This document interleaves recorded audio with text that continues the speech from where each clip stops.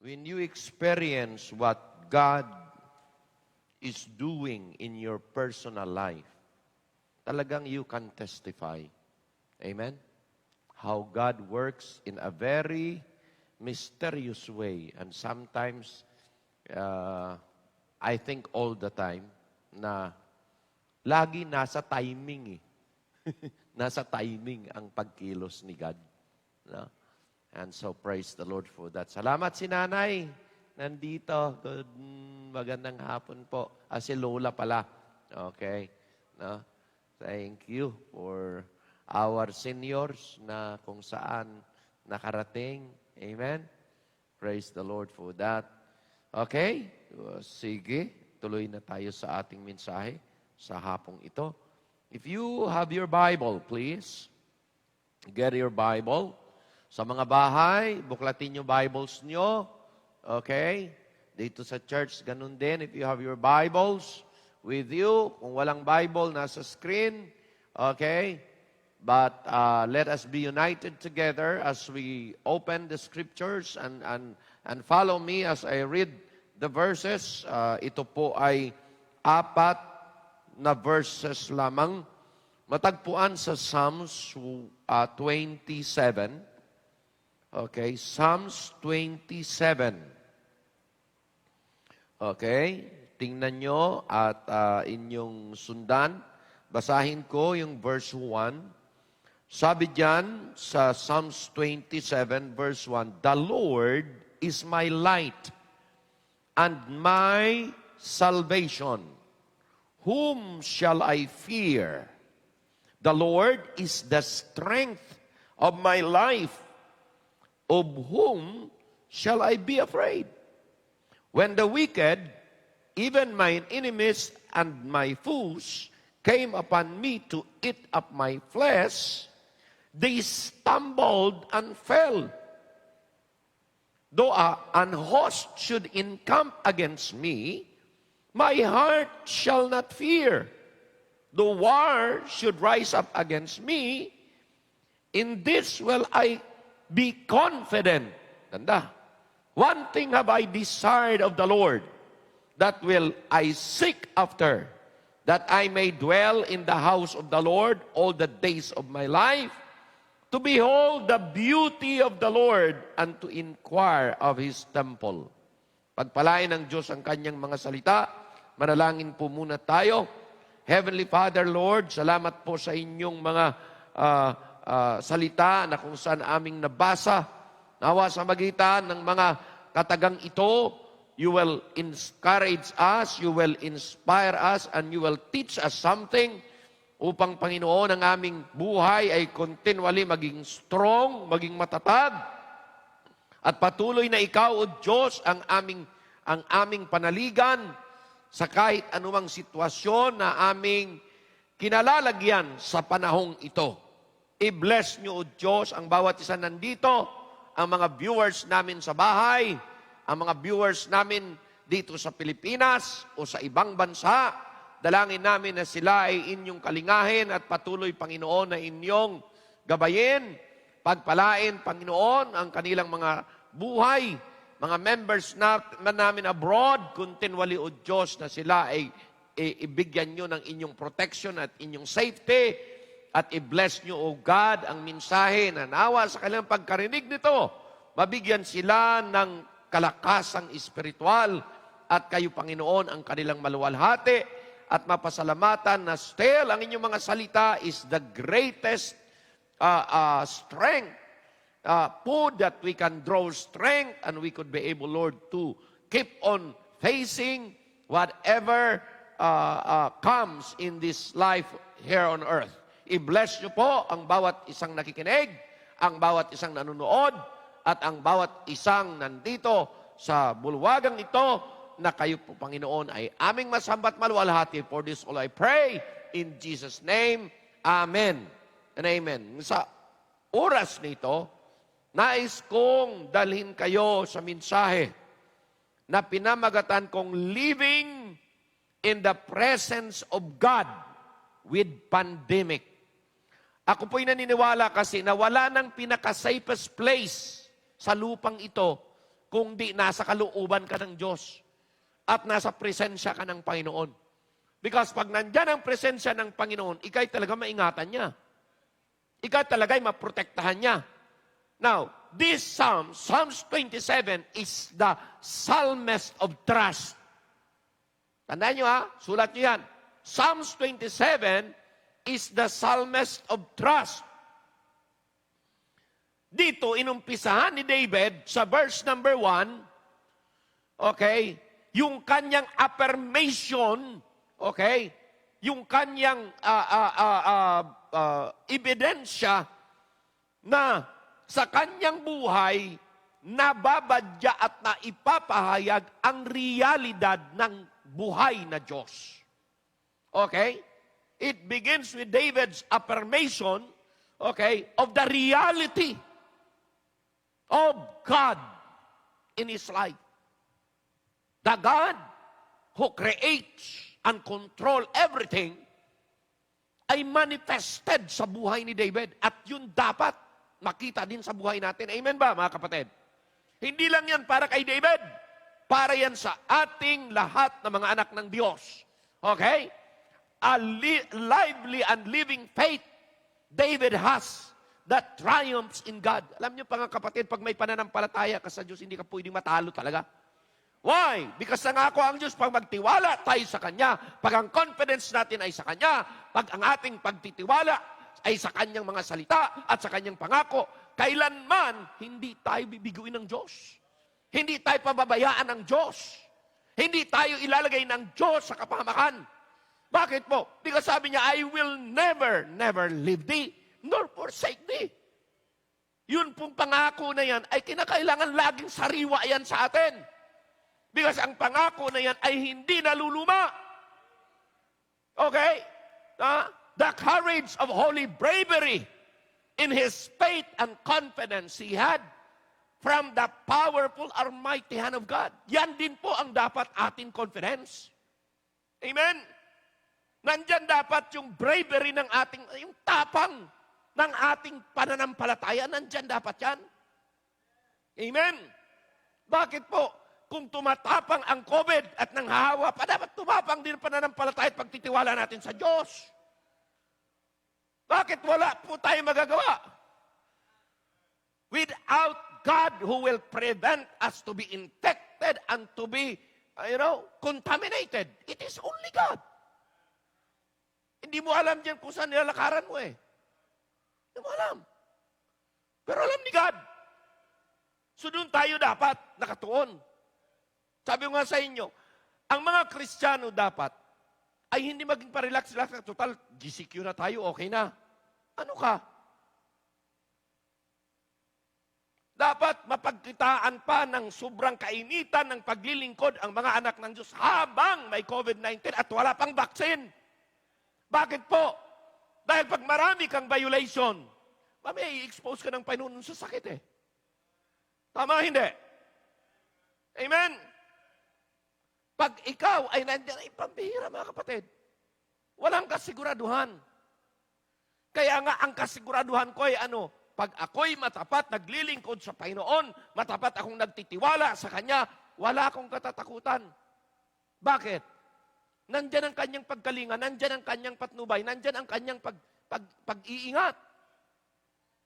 Nandyan ang kanyang pagsaway sa anumang mga kalaban. Kaya ang sabi doon, sa verse number 1, ano sabi yan? Okay? Sabi niya, the Lord is my light and my salvation. Yung word na light, yan, importante yan. Nasa liwanag ka, hindi ka pwedeng mapenetrate ng anumang kasamaan. Hello? When there is light, there is no darkness at all. Kaya doon dapat tayo mamuhay. Whom shall I fear? Ang sagot ay Wala! Wala! Pagkasama ko ang Panginoon, wala akong katatakutan. Bakit ho? Natatakot lang ako sa Diyos. Hindi sa COVID-19. Amen? Importante yan na ating makikita. Doon tayo humuhugot ng lakas Manglulupaypay man lahat ng tao, hindi ka manglulupaypay kung may salita ka ng Diyos na pinangakuan ka ng Diyos. At ang pangako na yan ay hindi na kumukupas, hindi nawawala because ang pangako ng Diyos ay tuloy-tuloy.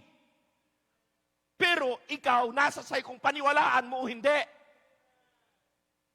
Kung ikaw ay gupuin ng iyong takot at mawala ang pagtitiwala mo sa Kanya, nasa sa'yo. Hindi sa Diyos. Amen? So therefore, titingnan yan. Okay? Now, mayroong almighty hand of God. Anong kakatakot mo? Hello? Anong iwo-worry mo? Bakod ka, binakuran ka ng kamay ng Diyos. Mailagay na natin. Na-contaminate ka, na-contaminate ako. Na-infect ako. Anong magagawa mo? Wala. Magtitiwala ka pa rin kay God. Pero hindi ko hayaan na habang ako'y may sakit ganyan, ay magugupo ako ng sakit. Hindi. Bakit? Ang tiwala ko sa Kanya eh. Amen? Kaya marami lang naman sumusuko. Alam bakit? Kasi nawalan tiwala sa Diyos eh. Lagi nating ini-emphasize, ang takot at ang pananampalataya hindi pwedeng magsama sa isang puso. Either walang takot, may pananampalataya. Or may takot ka, wala kang pananampalataya. Sigurado yan. So nasa sayo kung anong nagkukontrola. Amen ba? Move, move. Okay? Una yan, oh. Yan ang una. Living in the presence of God with pandemic. Number 1 ay ito. Dapat mayroon tayong fearlessness in the midst of COVID-19 crisis. Wala ka dapat takot dyan. Amen? Nakasaad yan doon sa verse 1 to 3. Okay? Now, a determination of not to fear the enemy. Kung ang kalaban ay COVID-19, dapat determinado kang lumaban. Dapat determinado kang tumapang. Hello? Amen? Dapat palaban tayo dyan. Bakit tayo palaban? May Diyos tayo na siyang ating kakampi.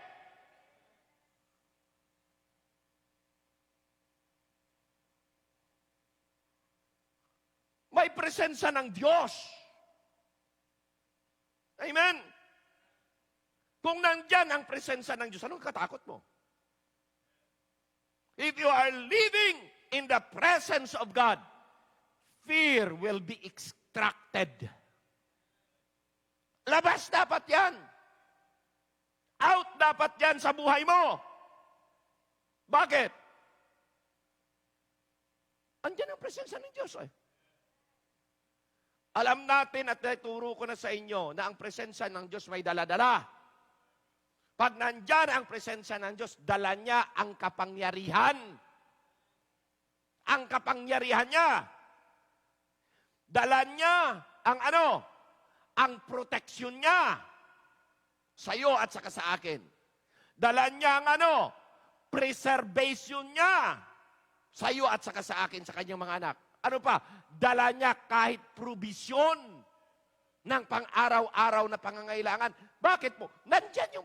Did you remember kung paano ang Diyos sumama sa children of Israel ng mga matitigas ulo sa wilderness? Tanong, nandoon ang presensya? Yes. Nandoon yung protection? Yes. Nandoon yung preservation? Nandoon pa yung comfort? Lahat po. Pinagkaloob na, nandun yung provision. Although they do not believe, although they complain, although they murmur, although they are not satisfied, still, God's promises was true. Why? Because sabi ng Panginoon, hindi ko kayo iwanan, sama ako.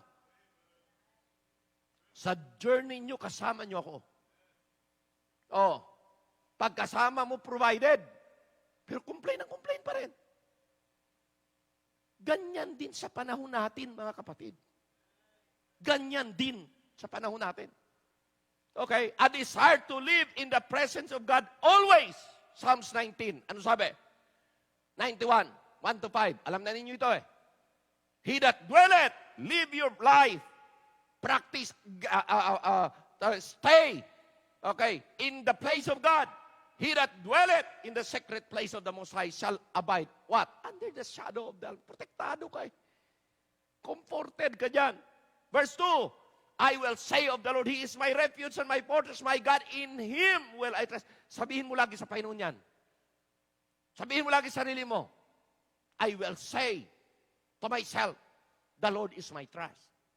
The Lord is my refuge. Hello? Kung hindi ka ma-inspire. Amen? The Lord is my fortress. Surely He shall deliver me from the snare. Wala, hindi mapipenetrate ako. I-deliver ako ng Diyos from the noise of, kahit sa mga pandemyang yan, sa mga pesting yan.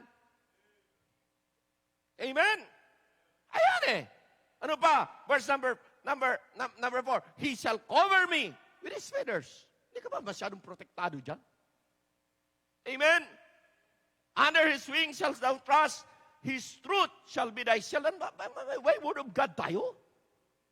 Bakit maraming Kristiyano ang living in fear? Because they forget, I think, the promises of God.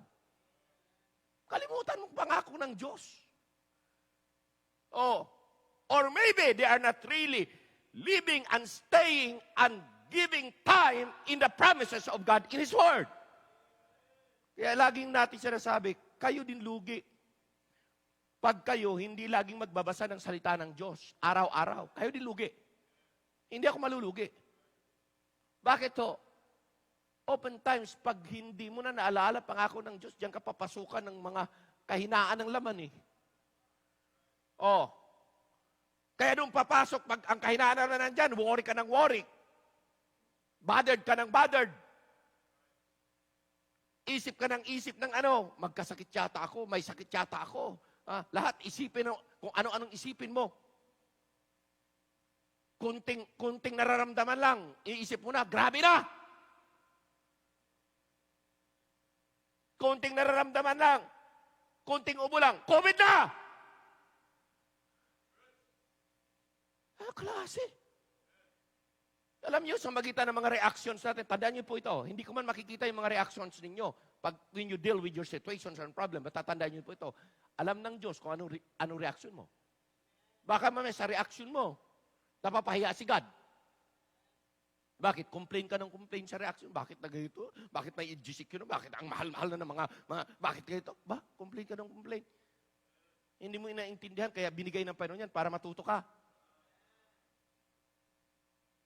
Sana lahat tayo magsabi, Lord, salamat may GCQ. Nagtabaan kami. Lord, salamat walang pasok. Magtatamad ako. Hindi, bobo. Tamad ka. Amen? May tinuturo si Lord. Kaya kung minsan ang isang bagay, hindi pa kukunin ni Lord para baka hindi ka pa natututo, kaya kinakailangan, matuto ka. Amen? Worry ka ng worry, hindi ka makapag-aral. So what? Worry ka ng worry, hindi ka magtrabaho. Maghanap ka! Hindi pwede wala. Amen? Ang problema lang, alam mo, hindi ka nag-iisip. Kaya gumagawa ng paraan. Kung ibon ka lang, binaril na kita para makain ka.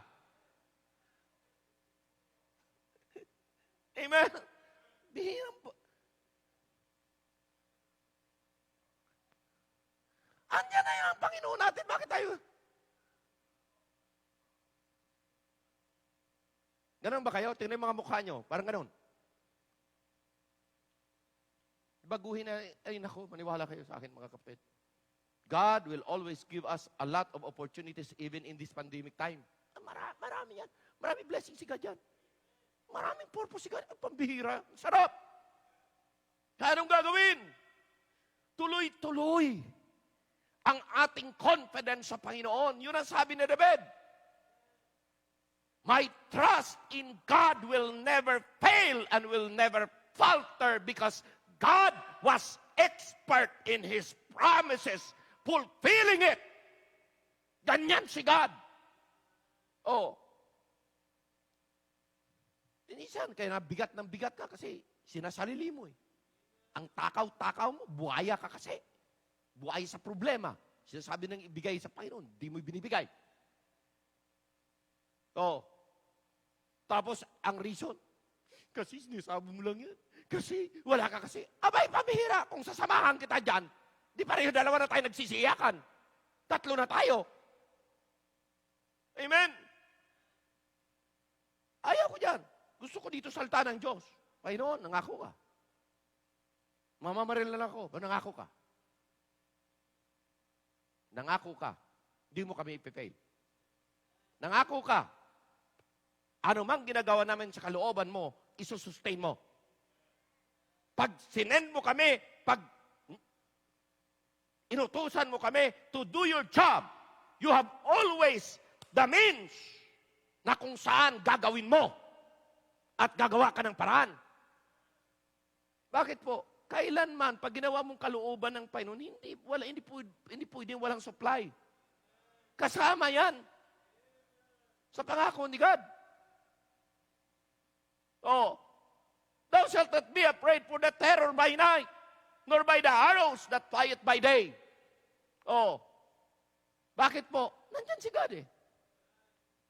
Alam niyo mga kapatid, kung minsan, kailangan talagang padaanan tayo ng Panginoon sa katakot-takot at sa karami-rami mga problema para dumating sa punto. Alam niyo kung ano? Para maging manhid ka na sa problema, tatawan-tawanan mo lang pag may problemang dumarating. Sanay na ako dyan. Gumawa na ang Panginoon dyan. Okay na yan. May gagawin pa rin si God dyan. Tama, hindi. Sa karaming problema nang nadinanas ko sa buhay, ay naging manhid na ako sa problema, mga kapatid. So, dumating yung mga panahon na kung saan di ko alam paano harapin to para akong mamamatay eh, pag may problema eh.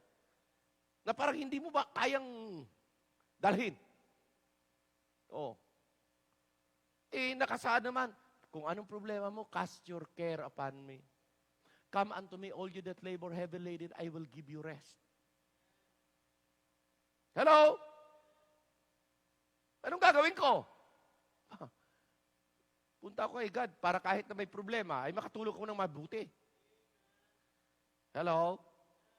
Punta ako kay God, ipakadala ko sa kanya yung problema ko kasi hindi ko kayang dalhin eh. Ganun lang sistema. Then, makapagpahinga ka. Ngayon, pag hindi niya provide ang pangangailangan ng gawain niya, siya din ang mapapahiya. Di ako. Tama hindi? Pag hindi niya provide ang pangangailangan ko, siya din mapapahiya. Trabaho niya yan eh. Hindi ko trabaho yun eh. Pag patayin niya ako sa gutom, wala nang maniwala. Pag pinatay niya kayo sa gutom, wala nang maniwala sa inyong Kristiyano kayong totoo. O, sino mapahiya? Pangalan niya mapahiya. Di ba nakasulat yan eh? Nakasulat na hindi po pwedeng mapahiya ang pangalan niya because nangako siya eh. So, anong gagawin ko? Sige, God. Pag ginawa mo, mapapahiya ka. Tama, hindi? Kaya hindi niya talaga gagawin. Nandiyan pa rin ang pagsusustain niya. Kaya alam niyo anong gagawin natin? Ito lang trabaho natin. Determination mo. Okay, na hindi ka matatakot dahil may presensya ang Diyos. Pangalawa, desire to live in the present. Mamuhay ka talaga sa presensya ng Diyos. Pangatlo, confession of confidence in the Lord. Kailangan lagi mo sabihin, Panginoon, di ako natatakot. Kasama kita. Say it. Panginoon, di mo ako ipifail. Kasi kasama kita. Nangako ka. Amen? You declare your confidence to God. Not confidence to yourself. Amen? Ano ba? Okay?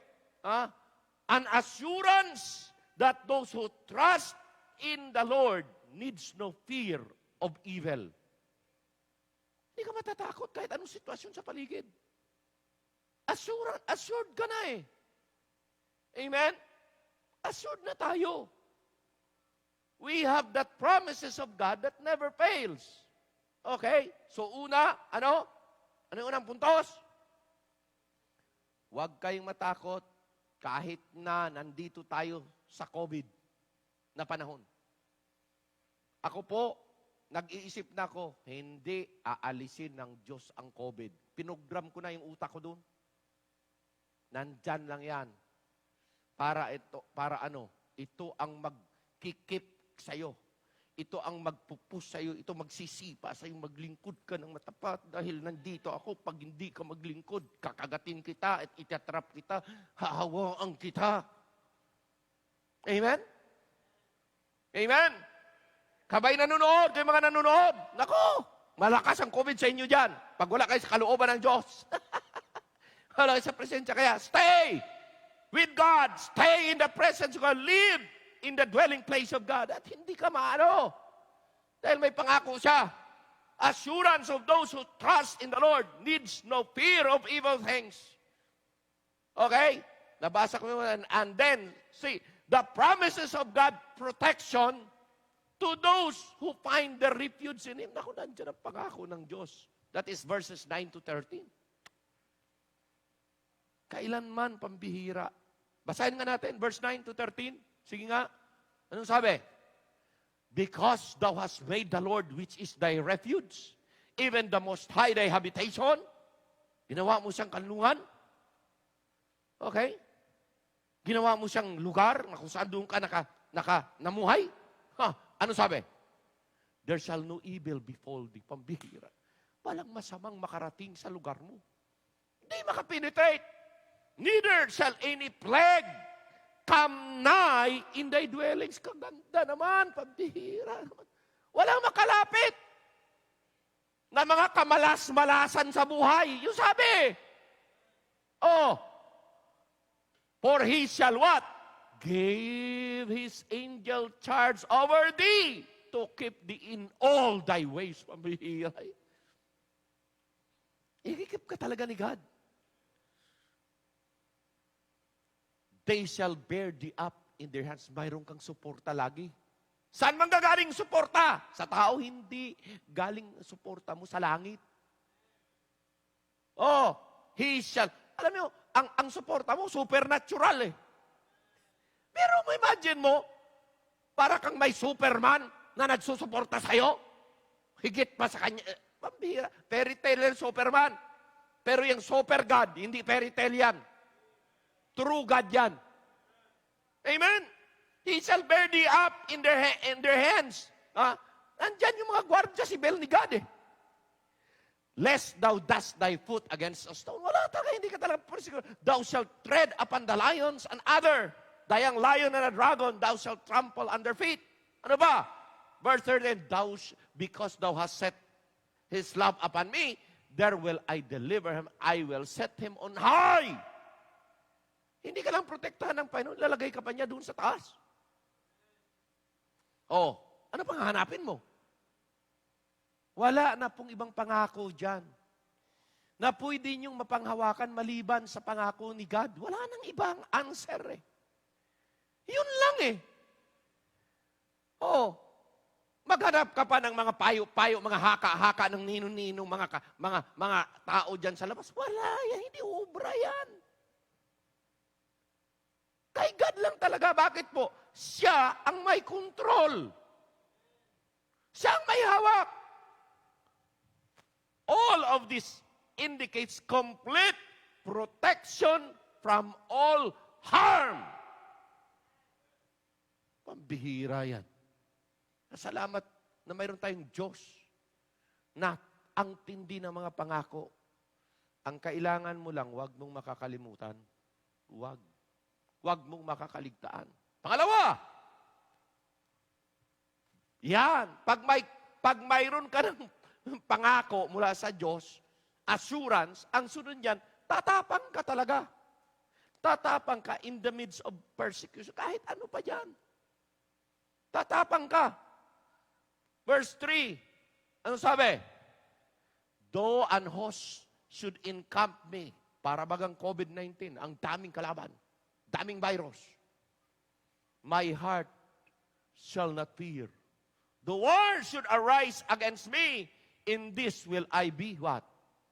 Confidence. Amen? Okay? His confidence and continuing trust in the midst of life's anxieties, worries, stress, and fears. Ayan. Hindi nagmamaliw. Hindi nawawala. B, His affirmation of praise and prayer for God's continuing presence are there. Verses 6 to 10. Makapagpasalamat pa kahit na may problema. Makapagpuri pa sa Diyos kahit na mayroong dinadanas at nararamdaman. Ibang klase. Bakit to? May Diyos eh. Psalms 91 yan, 6 to 10. Puro Psalms 91 yan. Okay? Yan o. Hindi siya maano, nor for the pestilence that walketh in darkness, nor for the destruction that wasted at noonday. Wala. Hindi makakapekto yan. Okay? 1,000 shall fall at thy side. Susuko ka laban eh. Pero hindi ka. Kakampi mo ang Diyos eh. And 10,000 at thy right hand, but it shall not come nigh to thee. Hindi man lang makapenetrate, hindi man lang makaporma. Hindi makaporma ang kalaban. Ano ibig sabihin ba? Hindi makaporma ang COVID-19. Hindi makaporma. Bihira. Ano sabi? Yung illustration ni Pastor Arnold, hindi ko makakalimutan yun eh. Na pag ikaw may Holy Spirit, pambihira, pag nadampian ka daw ng evil spirit, bigla na lang siya makuryente, mamamatay siyang ganyan. So sabi ko, parang COVID-19, shielded ako. Sige, penetrate. Pagka-penetrate ka, patay. Bakit to? Kaya pag ikaw lumakad ka na, lahat yan, hawa, kanyan. Bakit? Nandiyan ang protection ni God eh. Oh, remember this. God's promises make us Christians the attacker, not a defender. Taga-atake tayo, taga-lusob tayo, hindi tayo protekta ng butikta. Sangga-sangga ng India. Amen. Yung kinakailangan ngayon nga, mayroon akong post din yata isang pastor, tingnan nyo nga yung data. Pinubulag lang tayo ng mga DOH dito at saka ng mga World Health Organization. Binubulag lang tayo eh. Oh, tapos funded lahat yan. Tapos yan ay kwan lahat. Lahat yan puro pera. Oh, bakit po? Ikumpara nyo yung namamatay everyday sa mga sakit na ito. Pak. Tapos ilan ang namamatay sa COVID? Sa isang araw. Pag tinignan mo, pambihira. Ang daming sakit na madaming namamatay araw-araw. Hindi man lang ina-announce. Lagi yung COVID na napakaliit ng porsyento. Bakit ganon? Pinasikat kasi ng pinasikat yung COVID eh. Para mapagkunan ng pera? Oh. Tapos dahil dyan, worry yung mga tao. Hello? Tayo din damay.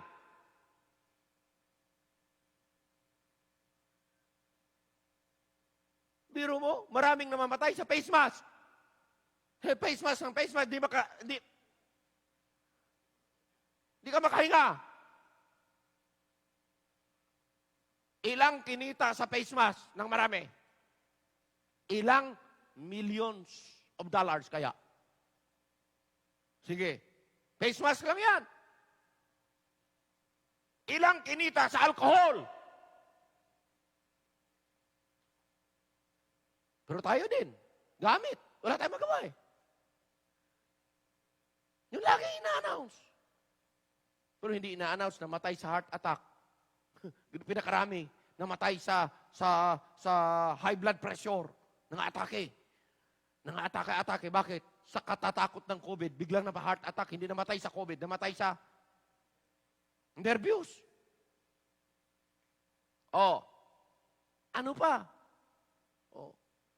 Lahat ng sakit, lagyan ng COVID.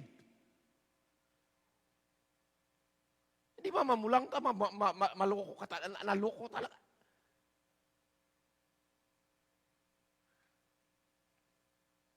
Lahat na hawaan, pati mga government official natin, kaya lahat yan. Bawal lumabas pag hindi ka nakamask. Oh. Sabi nga ng isang, kung dapat magmask, dapat ang ginawa ng Diyos, minas na lang tayo lahat paglabas natin para may mask na lang lahat. Pero mo, ang iyong hininga, ang sang sinisinghot mo, kung mabaho pa, nako, mabaho yata hininga ko ah. Yun lang may singhot mo. Ano lahat yon?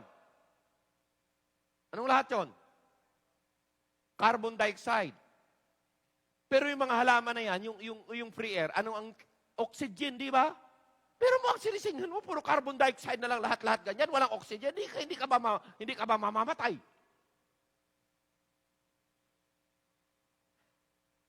Pero yan ang programa, pinoprogram na tayo sa ganun eh.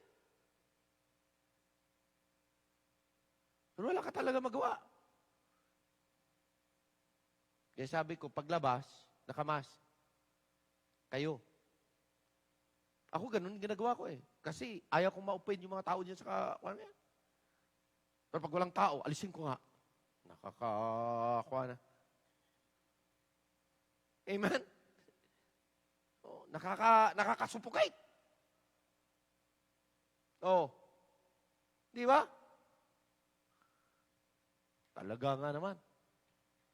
Hindi makapenetrate. Sabi na, hindi makapenetrate eh. Oh. We didn't believe God's word. Balik tayo doon. Ha? His affirmation. Prayer and praise. Kaya hindi natin kakaligtaan yan. Kasi dyan lang tayo nakakahugot ng confidence na hindi tayo pababayaan ni God pag tayo tuloy-tuloy na naglilingkod. Tuloy. Light. Tingnan nyo, light. Anong ibig sabihin ng light? Indicates deliverance from darkness, which is the biblical symbol of evil. Ano mang evil, mga kapatid? Mayroong tayong light, kaya hindi na tayo mapipenetrate. We are delivered from that. Isa pa, David pictures these enemies as, ravenous beast who would shred his flesh. Para bagang pinipicture ni David, itong kalabang ito, parang gusto niyang lapain yung aking mga laman-laman, ganyan. So, sabi ko, parang ganun ginagawa ng COVID, no? Nilalapa yung katawan natin. Lalo-lalo yung lungs. Ganun ang kalaban. Pero mananaig ba? Hindi eh. Nakapangako na si God, hindi. Okay? Eat up his flesh, sabi dyan. Psalms chapter 10, 8-10. Ano sabi? Ano sabi? Sabi niya, he seated in the lurking places of the villages. COVID-19. Anong ginagawa? In the secret places that he murdered the innocent. His eyes are privately set against the poor. Siguro, ang inisip ko sa poor, kung COVID-19, i-relay na yung mahina ang resistensya. Tapos, ano sa? He lieth in waste secretly as a lion in his den. He lieth in wait to catch the poor. He that catch the poor when he throweth him into his net. Oh. Kaya alam nyo, pag worry kayo ng worry, mapuput ka talaga sa net ng COVID. Oo. Ganun talaga mangyayari. Wala na sa Diyos. At yun po ay kinakailangan mapaglabanan mo. Ikaw din mismo kapaglaban yan, hindi sino mang ibang tao. Okay? Tandaan nyo po ito. We are facing our own COVID. Individually. Huwag nyo sabihin, ako, hindi ako makakuwid. Exempted ako dyan. Ano ka? Lahat tayo dyan. We are facing our own. Ngayon, nasa sa inyo kung gaano ka kalakas. Oo. Mayroon akong preaching eh. Ano ba? Kagagawa ko lang eh. Hindi pa tapos.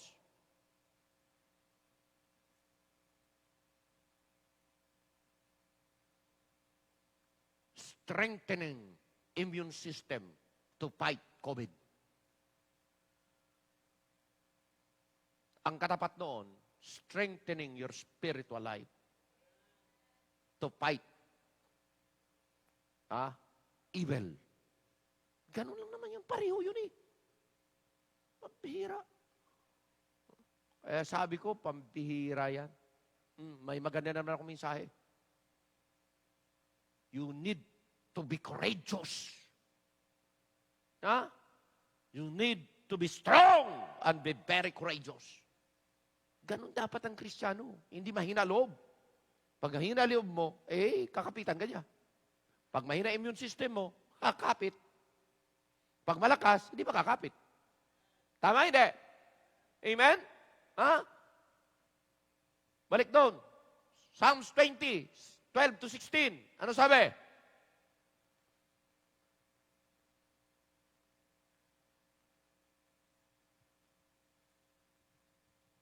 Wala. Ba't ganoon? Mali ang ating verse. Di bale? Tandaan niyo po. Doon tayo. Move. 3. The confidence of peace in the midst of trial. Yan ang gandahan eh. Kahit na may trials, kahit na may pandemya, pambihira. Peaceful ako. Enjoy ako. Bakit? May kakampi ako eh. Kung ang kakampi, yung kalaban ko, hindi ko nakikita. Ang kakampi ko, hindi din nakikita. Pero nakikita niya kung sino kalaban. Amen? Kaya dapat confidence tayo. May peace tayo dyan. A continual challenge for all of us who dwells in the presence of God. Dwell in the house of the Lord. Yan ang safety natin. Expresses David's desire to be always nearer to God's presence. Alam niyo mga kapatid, yun ang pinaka-importante. Pag ikaw ay nasa presensya ng Diyos, walang evil na makapenetrate. And that is your move. Narinig nyo na at nabasa na natin yung draw nigh to God, and He will draw nigh to you. Ang unang move, ikaw, hindi si God. Hindi. Ang mag-move ikaw. Dapat malapit ka sa Diyos. Pag lumalapit ka sa Diyos, may lalapit din siya. Amen? Ganon kasimple. Ang pangako ng Diyos, kailanman i-apply natin. Pag in-apply po natin, hindi ka pupwedeng hindi mo ma-experiencehan yan. Simple lang, kadali lang eh. Para ako malayo sa kapahamakan, para ako malayo sa mga worries and concerns, lalapit ako kay God. At sabi ng Bible, pag ako'y laging malapit sa Diyos through my prayer, through my dedication, through my surrender, malapit din ang Diyos sa akin. Hindi safe ako. Pag hindi mo gagawin yan, narinig mo lang yan, pero hindi mo imumove yan, hindi mo katrabahuin yan araw-araw, wala. Amen? The beauty speaks of God's pleasant, tender, caring nature. Nandiyan yan, nakasaad. Seeking God's face, importante yan. Ano yun? Was the psalmist's highest purpose. At yun din dapat highest purpose ng bawat individual. Yan dapat ang highest purpose ng buhay natin. At yan dapat pinapractice natin. Ano yan? Seeking God's face was the psalmist's highest purpose. His deepest intent. His most precious and noble search. Lord, I want to know you more. Sabi ng awitin. Sa palagay nyo, hindi yan ang search ni Paul din? Sabi na po sa lahat, tinabi ko, that I may, what? Know Christ and win Christ. 7, 8, 19, Philippians, ano sabi? But what things were gained to me, I counted out lost for Christ. Doubtless, I count all things lost for whom I have suffered the loss of all things, and count them but as dung, that I may win Christ. Tuloy. And be found, not having mine own righteousness, which is of the law, but that which of through the faith of Christ, the righteousness which is of God by faith, that I may know Him. Yun lang pinaka-purpose. Kaya alam nyo, hindi nyo makilala talaga si God. Hindi talaga kayo mapuposes ni God pag hindi talaga lagi surrender kay God. Yun lang naman yun eh. Lagi ka talagang dedicated sa Panginoon. Dahil doon lang marireveal ni God kung sino siya sa'yo. Once na hindi ka magsusurrender, hindi naman i-reveal ni God, you will never know God more. Pag hindi ka totally surrender and dedicated sa Kanya, hindi. You may be a Christian, but God will not reveal His all to you if you do not surrender all to Him. Ganun lang ang sistema. Now, the more that I practice total surrender, the more that the Lord will reveal Himself to me. And I will enjoy His presence, and I will have His full empowerment in my life. And that should be the practice of every believer. Hindi enough lang po coming to church. Although kailangan you need to go to church. But your daily dedication and surrender to God is a must. Na kailangan mong gagawin para God will continually be with you and revealing Himself to you. And i-empower ka ni God more. Saan? In the land of the living. How? How God will reveal Himself to us? It is not an instant thing. You can know God more slowly but surely when? While you are living in the land of the living. Habang may buhay, habang ikay naglilingkod, slowly in the presence of God you are living, mga kapatid, i-reveal ni God ang kanyang kung sino sa buhay mo. At walang tigil yan. Hindi yan nawawala.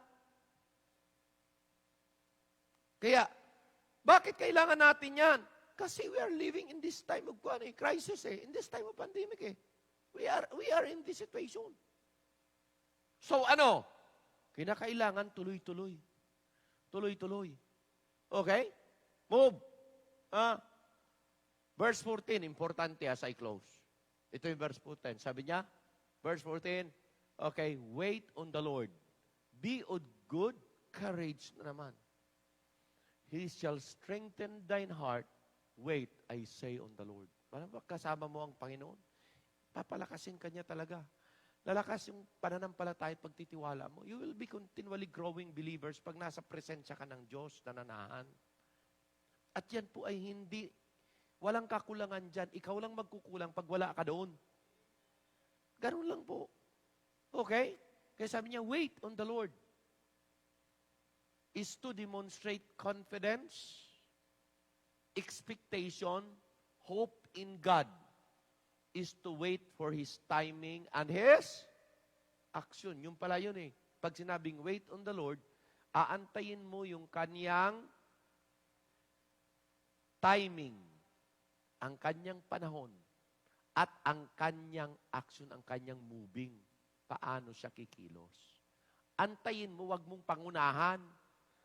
O minsan hindi pa kami nag-move si God, ikaw move ka na ng move Kaya, nabigo, iiyak na naman. Bakit kasi ganun? Inunahan mo si God Wala kang pasensya.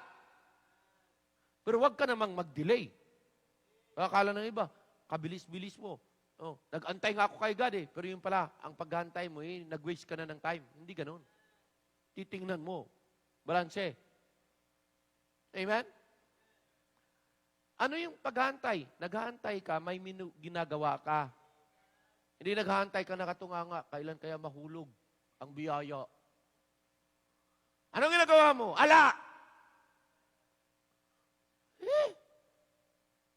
Ano? Naghahantay, naglararo. Amen?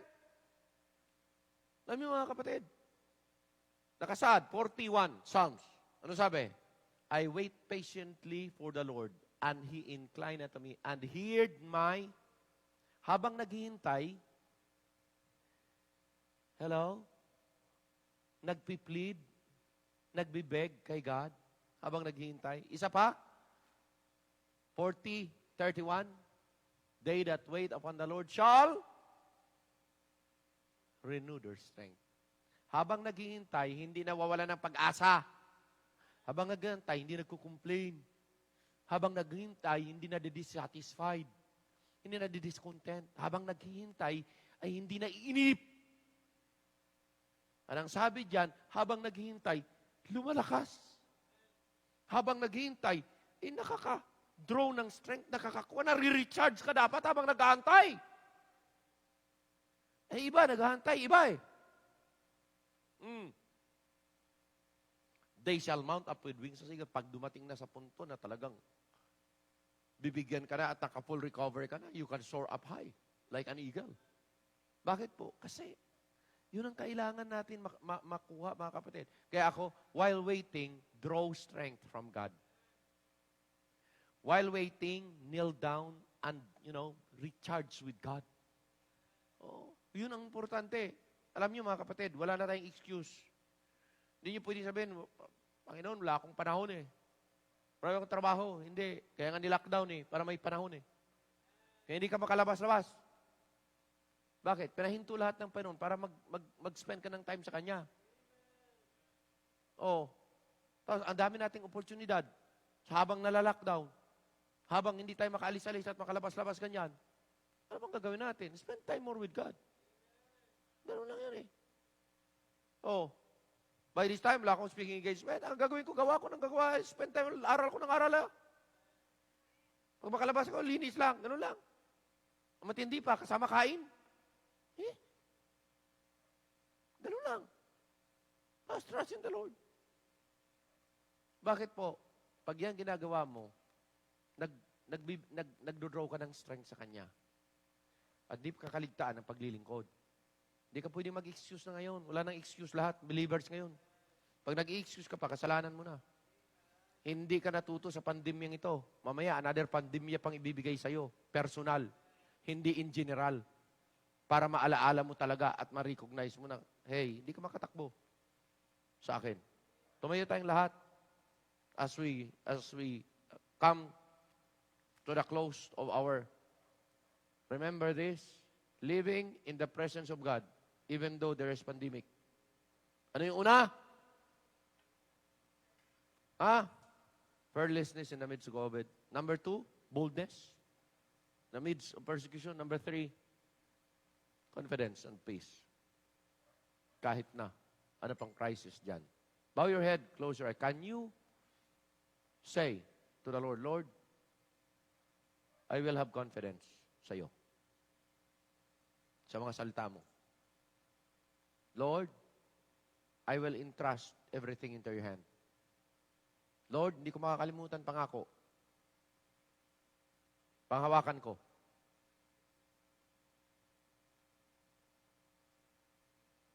Gusto niyo papunta sa altar? Punta kayo sa altar. At manalangin sa Panginoon. Are you living in the presence of God? Where do you draw your strength? Come on. Saan ka kumukuha ng tatag at lakas? Ang pangako ng Diyos, di dapat makaligtaan. Maybe there were times na nakaligtaan nyo. Ngayon nyo sa Panginoon, di po ako makakalimot. Di ko hahayaan. Pag may sakit, nasaan yung confidence? Nasaan yung cry for God's mercy and grace?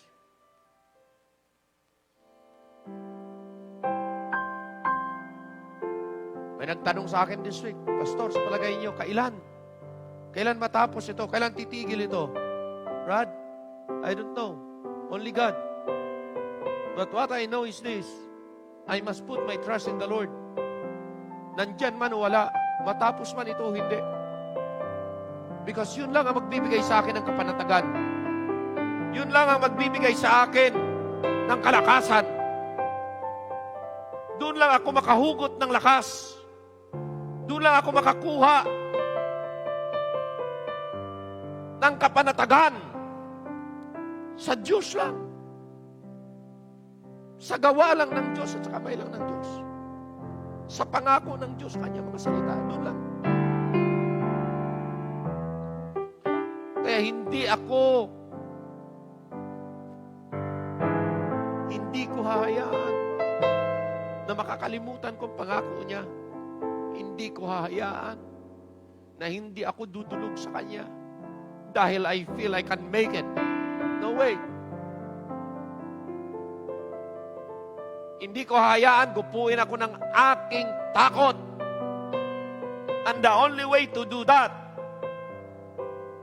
is to cultivate continually my faith in God through His Word, through His promises, At yun ang kailangan natin.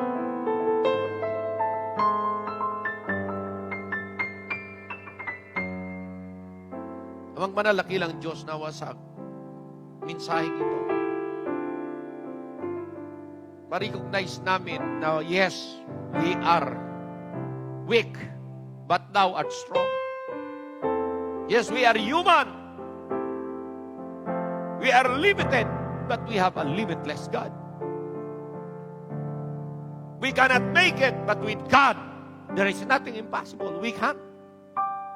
Kaya Panginoon, tulungan ninyo. Itong mensaheng ito will drive us to move on, move forward with you.